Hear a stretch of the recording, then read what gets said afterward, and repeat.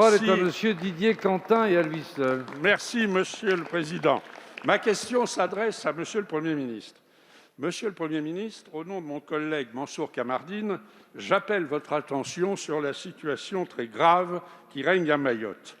3 personnes ont été assassinées à l'arme blanche en 3 jours à Mayotte, dont 2 adolescents de 15 et 14 ans.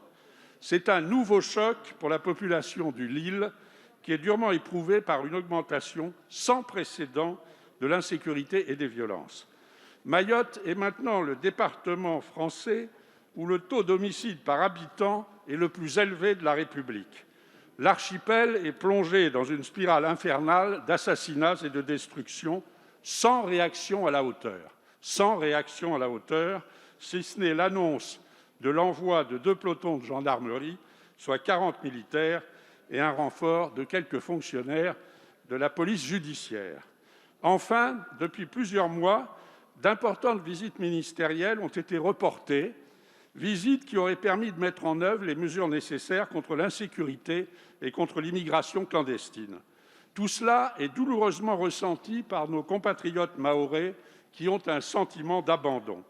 Il convient donc d'agir sans délai contre les bandes violentes armées dont la source se trouve dans les 15 000 mineurs non accompagnés et majeurs désocialisés issus de l'immigration illégale et qui accablent les populations de notre 101e département.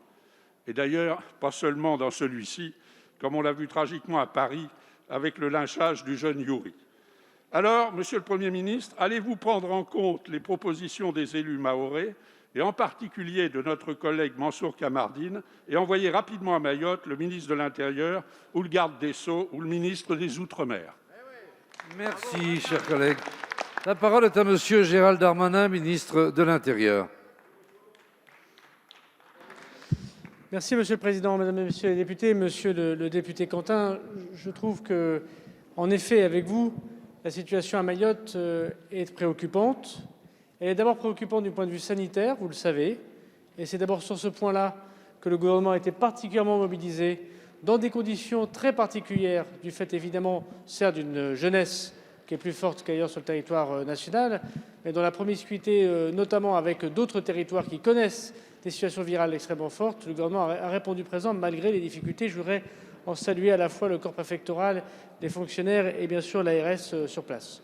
Deuxièmement, une question évidemment qui est une question extrêmement forte de difficultés sociales et économiques, qui fait naître en partie, pas totalement, mais en partie, les difficultés de délinquance, qui sont aussi liées, vous le savez bien, avec l'immigration, vous l'avez dit vous-même, qui viennent des Comores et d'ailleurs, et qui fait de ces 2 îles, de cette île, qui est évidemment pleinement française, un endroit où depuis longtemps la délinquance et la criminalité est élevée. Et sur ce point, je ne pourrais sous-estimer, monsieur le député, le travail que nous avons fait avec Sébastien Lecornu depuis 48 heures à la demande du Premier ministre d'envoyer 2 pelotons de gendarmerie. Alors vous pouvez considérer que ce sont des mesures mineures, mais objectivement, nous pourrons tous considérer qu'il s'agit pour cette île en quelques heures de la mobilisation des moyens de l'État de façon sans précédent, avec des gendarmes qui eux-mêmes, vous le savez, sont agressés et sont eux-mêmes les victimes des agressions d'une partie de ces bandes rivales. Souvent le fait, vous avez raison, de gens les plus jeunes, et ce qui pose un autre problème, celui, vous l'avez dit, des mineurs isolés. Vous avez bien raison, monsieur le député, de souligner que Mayotte est le 101e département français.